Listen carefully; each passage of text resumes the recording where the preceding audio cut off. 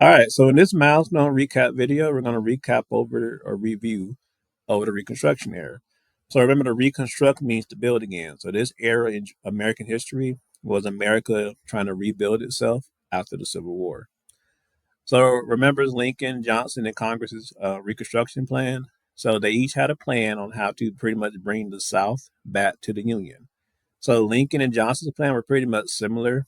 They both said 10% of the South had to take an oath to the Union, the Constitution. They both said you had to abolish slavery, which ended up being the 13th Amendment.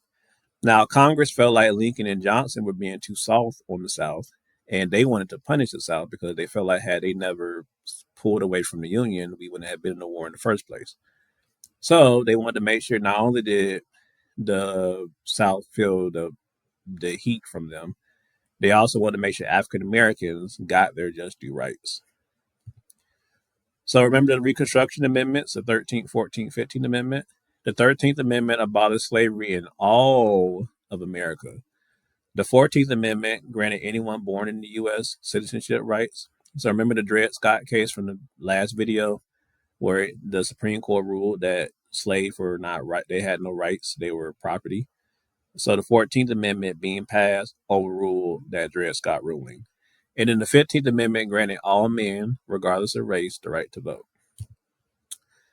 So remember, slaves are now free, but then they didn't have really a true start on, now what to do to make money, housing, etc.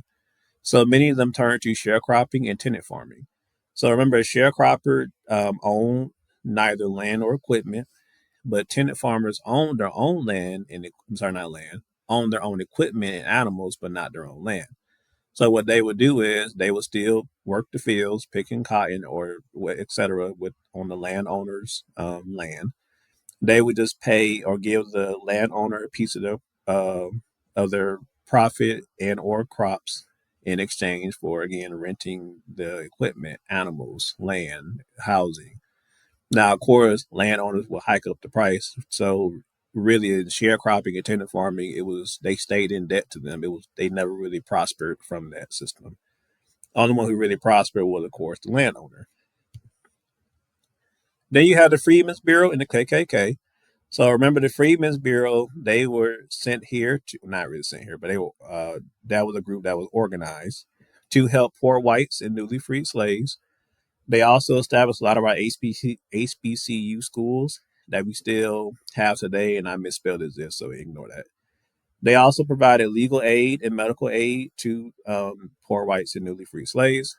But of course, the KKK or the Ku Klux Klan did the opposite of the Freedmen's Bureau, and they wanted to maintain pre-Civil War order. So that's that whole the white supremacist mindset that was established before the Civil War and the South lost. So their mission was to limit the rights of blacks and Jewish, but we'll talk about the Jews part later on, through violence and intimidation.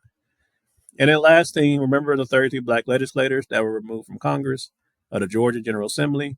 Because remember, this time Georgia had probably the highest or one of the highest number of black legislators in Congress post Civil War. So of course, the white Democrats kicked them out to gain power, and they felt like they were not intelligent enough and worthy enough to really hold office. So it was a whole riot that broke out because of it in the state of Georgia, and there was a marker, like we talked about in class. There was a marker, and it's still there that pretty much remembers those 32 black legislators that were removed from office.